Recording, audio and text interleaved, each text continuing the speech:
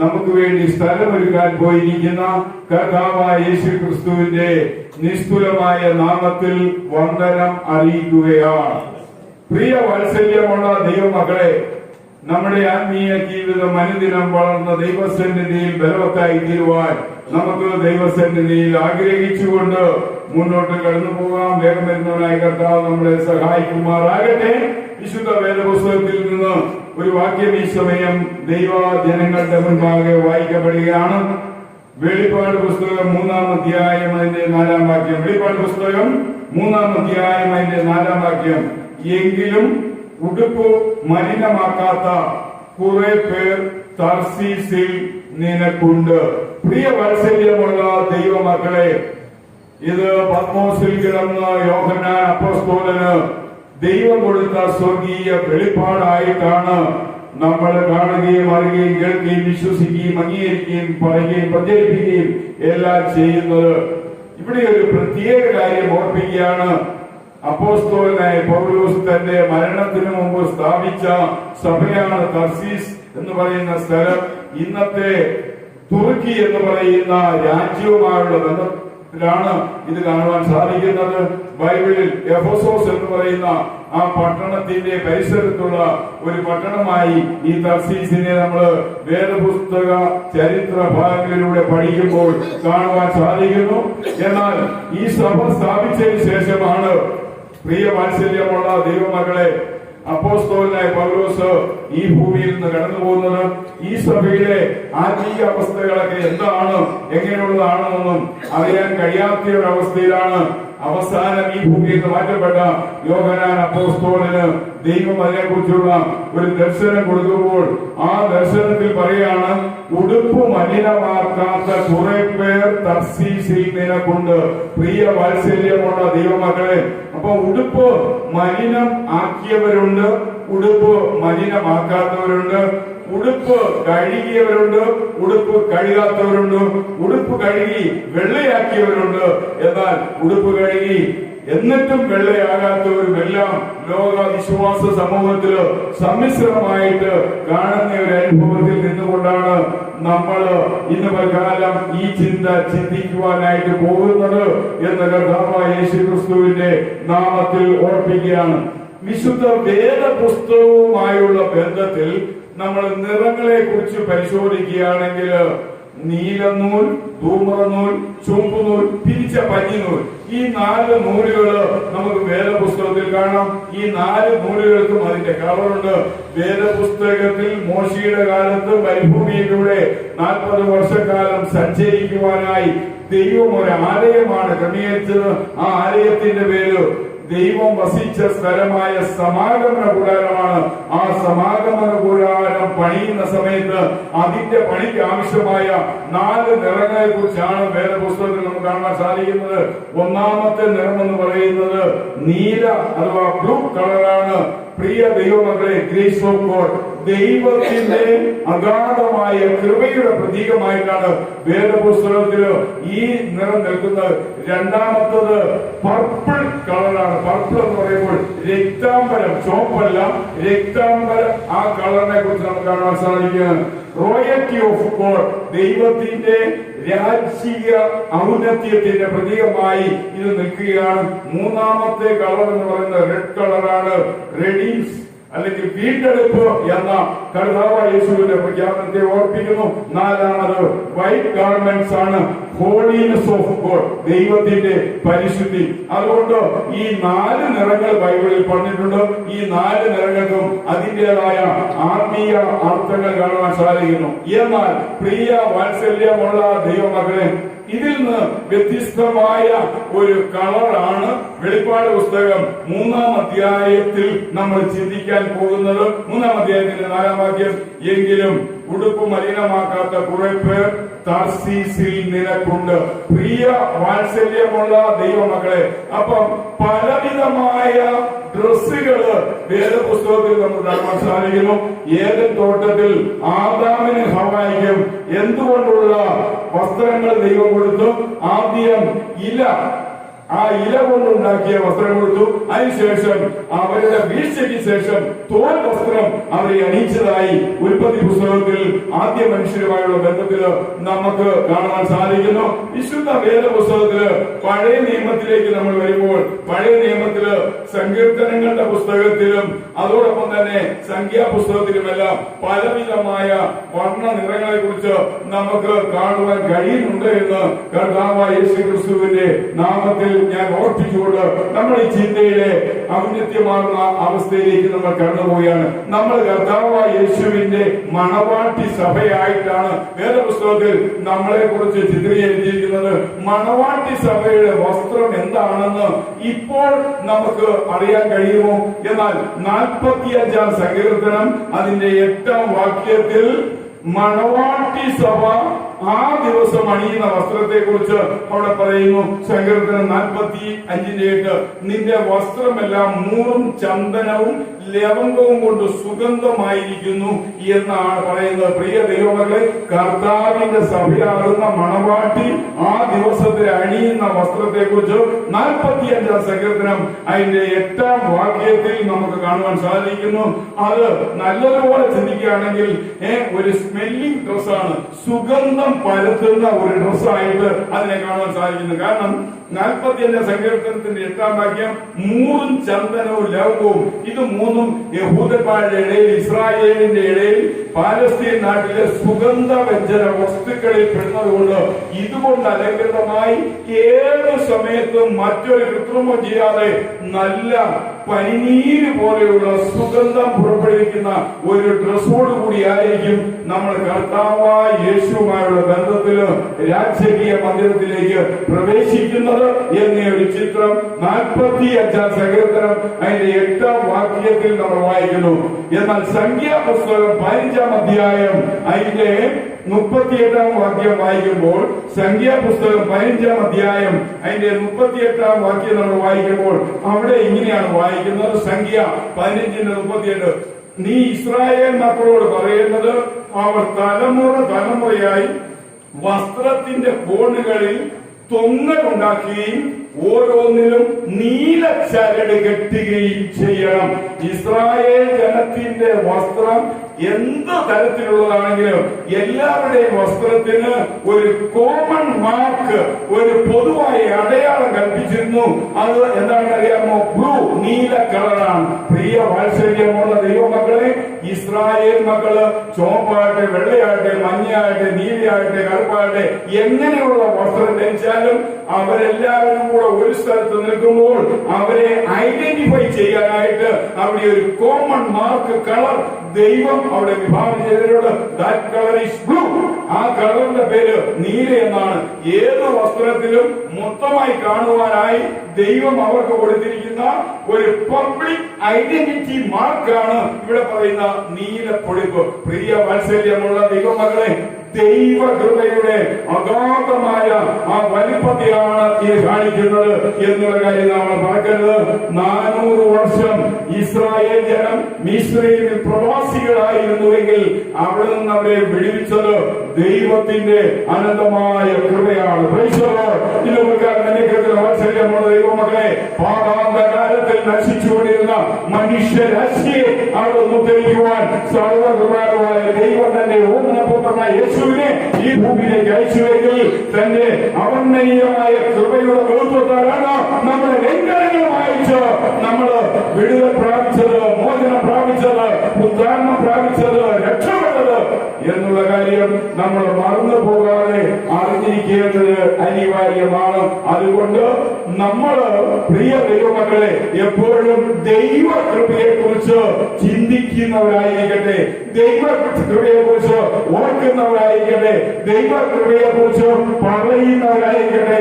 ദൈവകൃപയുടെ മാഹാത്മ്യം ഉള്ളത്തിൽ അറിഞ്ഞ് അതിലൂടെ കോണം നമ്മളൊരു ജീവിതം മുന്നോട്ട് നയിക്കേണ്ടത് അനിവാര്യമാണ്. ഇസ്രായേൽ ജനത്തിൽ പൂർണ്ണമായി നൽകിയ ആ വസ്ത്രത്തിന്റെ പേരാണ് നീല. പ്രിയ വാത്സല്യമുള്ള ദൈവമക്കളെ, ദൈവകൃപയുടെ പ്രതീകമായി ആ നീല കളർ നിൽക്കുകയാണ്.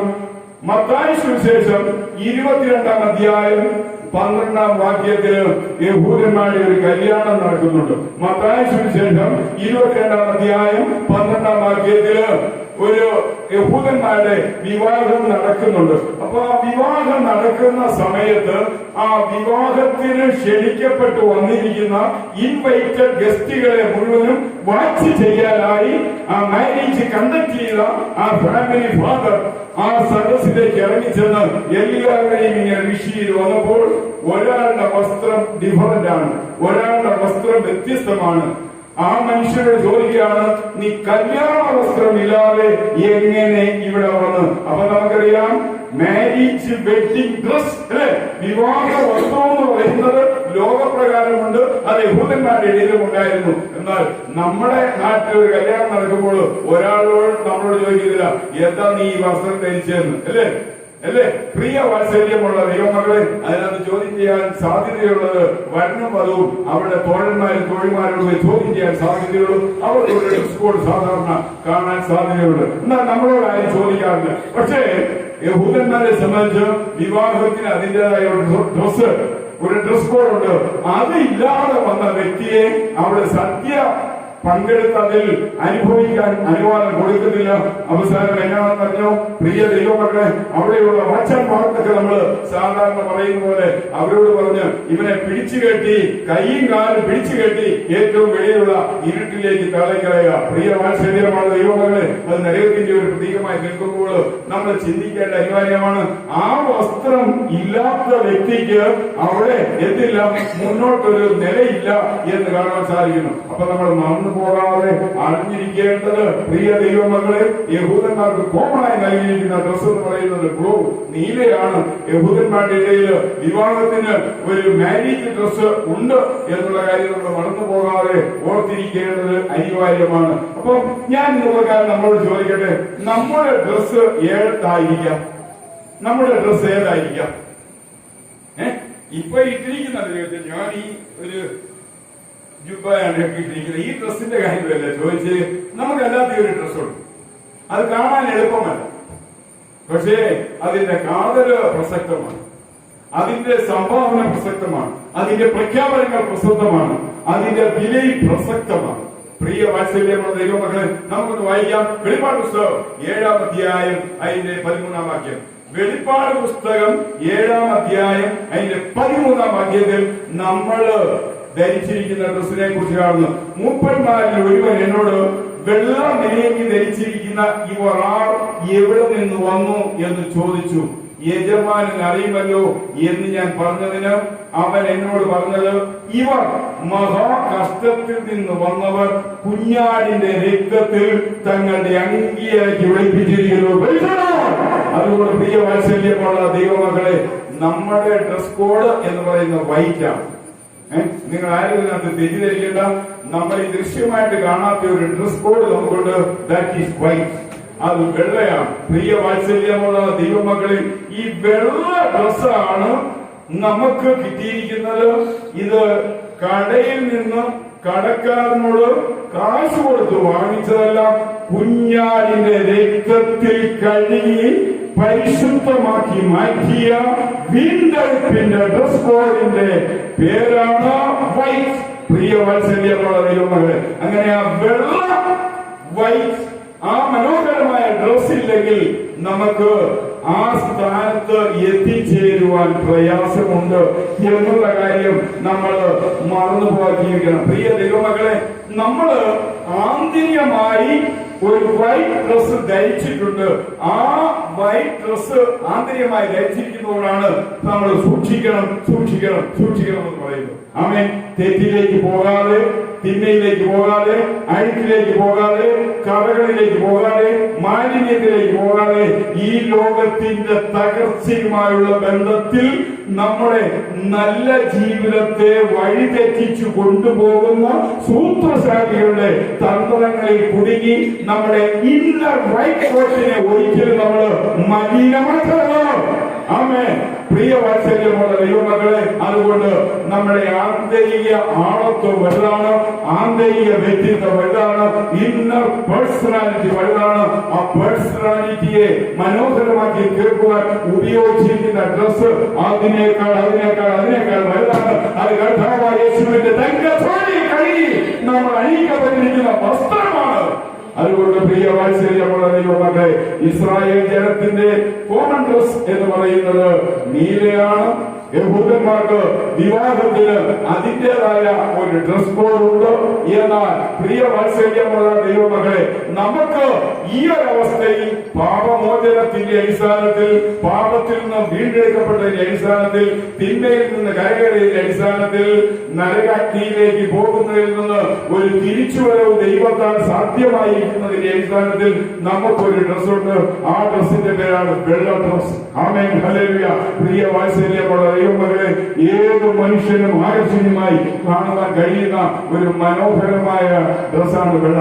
ആ ഡ്രസ്സ് ചവിട്ടുവാൻ എളുപ്പമുണ്ട് അല്ലെ? പ്രത്യേകിച്ച് വെള്ളയായതുകൊണ്ട് ചവിട്ട് പോകാൻ എളുപ്പമുണ്ട്. ഇപ്പൊ ഇവിടെ ഇരിക്കുന്ന പലരുടെയും ഡ്രസ്സുകൾ അത്ര പെട്ടെന്നൊന്നും ചവിട്ടുകയില്ല.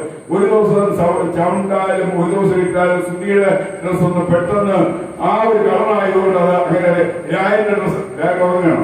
രായന്റെ ഡ്രസ്സാണെങ്കിലും ചിലപ്പോൾ നമുക്കറിയാം പെട്ടെന്നൊന്നും ചവിട്ടാനൊന്നും അറിയില്ല. വി സിയുടെ ഡ്രസ് അതൊന്നും അറിയത്തില്ല. ആ സമയം നമ്മുടെ ഇന്ത്യൻ സെബാസ്റ്റ്യന്റെ ഒക്കെ പെട്ടെന്ന് ചവിണ്ടാൽ അത് തിരിച്ചറിയാൻ പറ്റും അല്ലെ? പ്രിയ ദൈവമക്കളെ, എന്നാൽ ഈ ഡ്രസ് വെള്ളയായതുകൊണ്ട് ഇത് ചവിണ്ടു പോകാനായിട്ടുള്ള സാധ്യത ഉണ്ട് എന്ന് നമ്മൾ വായിക്കുന്നു. പഴയ നിയമ വേദപുസ്തകത്തിൽ സക്രിയാവിന്റെ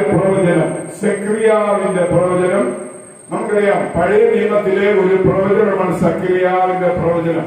ആ സക്രിയാവിന്റെ പ്രവചനം 3-ാം അധ്യായത്തിന്റെ 3-ാം വാക്യം നമുക്കൊന്ന് വായിക്കാം. സക്രിയ പ്രവചനം 3-ാം അധ്യായം 3-ാം വാക്യം. എന്നാൽ യോശുവ മുഷിഞ്ഞ വസ്ത്രം ധരിച്ചുകൊണ്ടിരുന്ന ദൂതന്റെ മുൻപിൽ നിന്നത്. പ്രിയ ദൈവമകളെ, യോശുവയുടെ വസ്ത്രം. യോശുവ ആരാണെന്നറിയാമോ?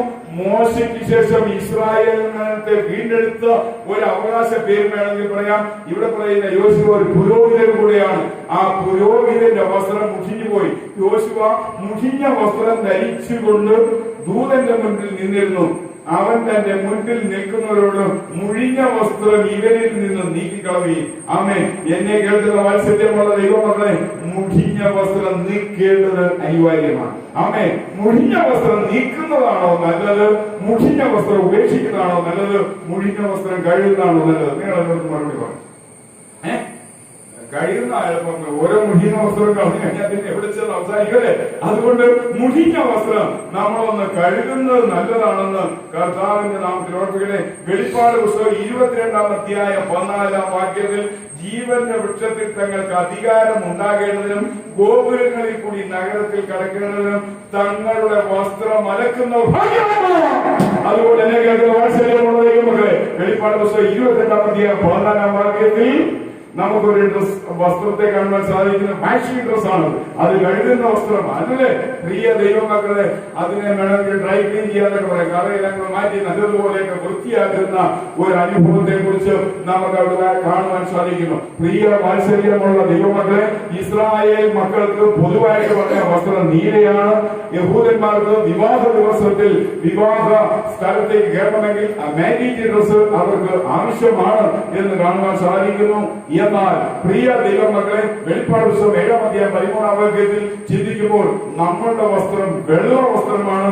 ആ വെള്ള വസ്ത്രത്തിന് ഏത് സമയത്തും കോട്ടങ്ങൾ സംഭവിക്കാം, ചവിണ്ടു പോകാം, മുഴിഞ്ഞു പോകാം, കറകൾ പറ്റാം, അത് മലിനപ്പെടാം. അങ്ങനെ മലിനപ്പെട്ടാൽ എന്ത് ചെയ്തുകൊണ്ടിരിക്കണം? അതിനെ കഴുകിക്കൊണ്ടേയിരിക്കണം. വെളിപ്പാട് പുസ്തകം 22-ാം അധ്യായം അതിന്റെ 12-ാം വാക്യത്തിൽ നമ്മൾ കടക്കണമെങ്കിൽ, ആ സ്ഥലത്തേക്ക് നമ്മൾ എത്തണമെങ്കിൽ, യേശുവിന്റെ തിരുസന്നിധിയിലേക്ക് ആകാശമണ്ഡലങ്ങൾക്കപ്പുറമായി, സൂര്യചന്ദ്ര മണ്ഡലങ്ങൾക്കപ്പുറമായി ആ ലക്ഷ്യസ്ഥാനത്തേക്ക് കടക്കുന്നതിന് മുമ്പ് നമ്മുടെ വസ്ത്രം അലക്കിക്കൊണ്ടേയിരിക്കണം. എന്നെ കേൾക്കുന്ന വാത്സല്യമുള്ള ദൈവമക്കളെ, ഒരു മനുഷ്യനും തികഞ്ഞവനില്ല, ഒരു മനുഷ്യനും പരിപൂർണനില്ല, ഒരു മനുഷ്യനും സമ്പൂർണ്ണതയിലെത്തിയവനില്ല. എന്നാൽ പോരായ്മകളുള്ള, പരാധീനതകളുള്ള, കുറവുകളുള്ള, തെറ്റുകളുള്ള നമ്മൾ നമ്മുടെ ആത്മീയ ക്രിസ്തീയ ജീവിതത്തിൽ പോരായ്മ പരിഹരിച്ച് മുന്നോട്ട് പോകണം. പ്രിയവാത്സല്യമുള്ള ദൈവമക്കളെ, ഈ നാളുകളിൽ നമ്മുടെ ജീവിതം അങ്ങനെയുള്ളത് ഒന്നായിരിക്കട്ടെ എന്ന് കർത്താവായ യേശു ക്രിസ്തുവിന്റെ നാമത്തിൽ ഞാൻ ഓർപ്പിക്കുകയാണ്. പ്രിയ വാത്സല്യമുള്ള ദൈവമക്കളെ, മുഷിഞ്ഞ വസ്ത്രം നമ്മൾ കഴുകി വെടിപ്പാക്കി മനോഹരമായ രീതിയിൽ നമ്മൾ ആക്കി തീർത്താൽ അവിടെ ആ വസ്ത്രത്തെ കുറിച്ച് വെളിപ്പാട് പുസ്തകം 19-ാം അധ്യായം അതിന്റെ 14-ാം വാക്യത്തിൽ ഒരു പേര് പറയുന്നുണ്ട്. സ്വർഗത്തിലെ സൈന്യം നിർമ്മലവും ശുഭ്രവുമായ വിശേഷ വസ്ത്രം ധരിച്ച് വെള്ള കുതിരപ്പുറത്ത് കയറി അവനെ അനുഗമിക്കുന്നു. ഈ സ്വർഗത്തിലെ സൈന്യം എന്നിവിടെ മറ്റൊരു രീതിയിൽ പ്രഖ്യാപിച്ചിരിക്കുന്നത് നമ്മളെ ഉദ്ദേശിച്ചാണെങ്കിൽ നമ്മൾ എങ്ങനെയായിരിക്കണം? സ്വർഗത്തിലെ സൈന്യം നിർമ്മലവും ശുഭ്രമായ വിശേഷ വസ്ത്രം. ആമേൻ. പ്രിയ ദൈവമക്കളെ, ആ വിശേഷ വസ്ത്രത്തെ കുറിച്ച് തീത്തോസിന്റെ ലേഖനത്തിൽ അപ്പോസ്തലനായ പൗലോസ് പറയുന്നത് നമ്മുടെ നീതി പ്രവൃത്തികൾ. ലേഖനത്തിൽ പറയുന്നു നമ്മുടെ നീതി പ്രവൃത്തികൾ. ആമേൻ. നമ്മൾ യേശുവിൽ ദൈവമക്കളായാൽ നല്ല നീതി പ്രവൃത്തികൾ ചെയ്തുകൊണ്ട് നമ്മുടെ ജീവിതത്തിൽ മുന്നോട്ട് പോയാൽ നമ്മുടെ വസ്ത്രമെല്ലാം അലക്കി വെളിപ്പാകുന്ന ഒരു അനുഭവത്തിലാണ്. ഈ 2 ദിവസത്തിന് വെള്ളിയാഴ്ച മുക്കൂടുതൽ ചർച്ചിലെ ലേഡീസ് ഒരു നീതി പ്രവൃത്തി ചെയ്തു. നിങ്ങൾക്കറിയാം, പ്രിയ വാത്സല്യമുള്ള ദൈവമക്കളെ, പുരുഷന്മാരും നീതി പ്രവൃത്തികൾ ചെയ്യണമെന്ന് കർത്താവായ യേശു ക്രിസ്തുവിന്റെ നാമത്തിൽ ഓർപ്പിക്കുകയാണ്. ഇങ്ങനെ വസ്ത്രം കിട്ടി, വെള്ളവസ്ത്രമാണ്, അത് മുഷിഞ്ഞ്, അത് ചവിണ്ട്, അത് പൊടിപടലങ്ങൾ പറ്റി, അതിന് കറ സംഭവിച്ചു, അത് കഴുകി വെടിപ്പാക്കി ഡ്രൈ ക്ലീൻ ചെയ്ത് എല്ലാ കറകളും കഴുകി മാറ്റിക്കൊണ്ടുവരുമ്പോൾ ആ ഡ്രസ്സിനെ കുറിച്ച് ബൈബിളിൽ പറഞ്ഞിരിക്കുന്നത് എന്താണെന്ന് നമുക്ക് നോക്കാം. യെശയ്യാ പ്രവചനം 61-ാം അധ്യായം അതിന്റെ 10-ാം വാക്യത്തിൽ ആ ഡ്രസ്സിനെ കുറിച്ച് ഒരു പേര് പറയുന്നുണ്ട്. യെശയ്യാ പ്രവചനം 61-ാം അധ്യായം അതിന്റെ 10-ാം വാക്യം: ഞാൻ യഹോവയിൽ എപ്പോഴും ഉല്ലസിക്കും, എന്റെ ഉള്ളം എന്റെ ദൈവത്തിൽ ആനന്ദിക്കും. മണവാളൻ പൂമാല അണിയുന്നത് പോലെയും മണവാട്ടി രത്നങ്ങളാൽ തന്നെ സ്വയം അലങ്കരിക്കുന്നത് പോലെയും അവൻ എന്നെ രക്ഷാവസ്ത്രം ധരിപ്പിച്ച് നീതി എന്നെ അങ്കി എന്നെ അണിയിച്ചിരിക്കുന്നു. പ്രിയ ദൈവമക്കളെ, ഈ അവസാന പകിട്ടിലേക്ക് വരുന്ന ഈ പരിമളം വീശുന്ന ഈ വസ്ത്രത്തിന്റെ പേരാണ് ക്ലോത്ത് ഓഫ് സാൽവേഷൻ. അല്ലെങ്കിൽ നമുക്ക് ദൈവസന്നിധിയിൽ ആ ഒരു സന്തോഷം ഉണ്ടായിരിക്കട്ടെ. എന്താണ്? മനോഹരമായ ഒരു ഗാർമെന്റ്സ്. പ്രിയ വാത്സല്യമുള്ള ദൈവമക്കളെ, രക്ഷാ വസ്ത്രം. അതുകൊണ്ട് നമ്മുടെ ജീവിതത്തിൽ ഈ വസ്ത്രത്തെ കുറിച്ചുള്ള ഒരു അവലോകനവുമായി നമ്മൾ മുന്നോട്ട് പോകണം. അങ്ങനെ പോയാൽ അത് നമ്മുടെ ജീവിതത്തിൽ സന്തോഷകരമായി, ആനന്ദകരമായി, ഉത്സാഹകരമായി നമ്മുടെ ജീവിതം കുറെ കൂടെ ഗൗരവമുള്ളതായി തീരുമെന്ന് കർത്താവിനെ നാം ഓർപ്പിക്കട്ടെ. സംഖ്യ 15:37 യഹൂദന്മാർക്ക് പറഞ്ഞിരിക്കുന്ന കോമൺ ഡ്രസ് അത് നീലയാണ് എന്ന് കാണുവാൻ സാധിക്കുന്നു. മത്തായി 22:12 യഹൂദന്മാർക്ക് വെഡിങ് ഡ്രസ്, മാരേജ് ഡ്രസ്, വിവാഹ ഡ്രസ് ഉള്ളതായിട്ട് നമ്മൾ വായിക്കുന്നു. സക്രിയാവ് 3:4 ആ ഡ്രസ്സിന് എന്ത് സംഭവിക്കാം? മാലിന്യം സംഭവിക്കാം എന്ന് പറയുന്നു. വെളിപ്പാട് 22:14 അതിനെ കഴുകി വെളിപ്പാടാം എന്ന് പറയുന്നു. വെളിപ്പാട് 7:13 ആ ഡ്രസ്സിന്റെ പേര് അത് വെള്ള വസ്ത്രമാണ് എന്ന് പറയുന്നു. അങ്ങനെയെങ്കിൽ പ്രിയ വാത്സല്യമുള്ള ദൈവമക്കളെ, ആ വസ്ത്രം രക്ഷാവസ്ത്രമെന്ന് യെശയ്യാ 61:10 പറയുമ്പോൾ സങ്കീർത്തനം 45:8 ഇങ്ങനെ നമുക്ക് അതിനെ അവസാനിപ്പിക്കാം. ആ രക്ഷാവസ്ത്രത്തിൽ നിന്നാണ് സുഗന്ധ ലവംഗമെന്ന യഹൂദന്മാരുടെ മനോഹരമായ വിശിഷ്ട വസ്തുക്കളിൽ നിന്നുള്ള സുഗന്ധം പുറത്തേക്ക് വരുന്നത്. പ്രിയ വാത്സല്യമുള്ള ദൈവമക്കളെ, നിന്റെ വസ്ത്രമെല്ലാം മൂടും ചന്ദനവും ലവവും കൊണ്ട് സുഗന്ധമായിരിക്കുന്നു. ഗന്ധമന്ദിരങ്ങളിൽ നിന്ന് കമ്പിനാഥൻ നിന്നെ സന്തോഷിപ്പിക്കുന്നു. നിന്റെ സ്ത്രീരത്നങ്ങളുടെ കൂട്ടത്തിൽ രാജകുമാരികളുണ്ട്. നിന്റെ വലതുഭാഗത്ത് രാജ്ഞി ഓഫീർ തങ്കം അണിഞ്ഞു നിൽക്കുന്നു. ഇത് സഭയ മണവാട്ടിയെ കുറിച്ച് പറയുമ്പോൾ നിന്റെ വലതുഭാഗത്ത് രാജ്ഞി ഓഫീർ തങ്കം അണിഞ്ഞു നിൽക്കുന്നു. അവളുടെ വസ്ത്രമാണ് സുഗന്ധ ലവംഗ, ആ മണം പുറപ്പെടുവിക്കുന്നു. അതുകൊണ്ട് പ്രിയ വാത്സല്യമുള്ള ദൈവമക്കളെ, നമ്മളെ കാണുമ്പോൾ, നമ്മളെ കേൾക്കുമ്പോൾ, നമ്മളെ ശ്രമിക്കുമ്പോൾ, നമ്മളെ ശ്രദ്ധിക്കുമ്പോൾ, നമ്മളെ ഓർക്കുമ്പോൾ, നമ്മളെ പരിഗണിക്കുമ്പോൾ നമ്മളിൽ ഉണ്ടാകേണ്ടത് ഏറ്റവും നല്ല സൗന്ദര്യപൂർണമായ, ആനന്ദപൂർണമായ, മധുര അനുഭവങ്ങളായ ഈ നല്ല സുഗന്ധം തന്നെയായിരിക്കട്ടെ. അങ്ങനത്തെ ഒരു മനോഹരമായ ആത്മീയ ജീവിത പന്ഥാവിലേക്ക് പോകാനായിട്ടാണ് കർത്താവ് നമ്മളെ വിളിച്ചിരിക്കുന്നത്.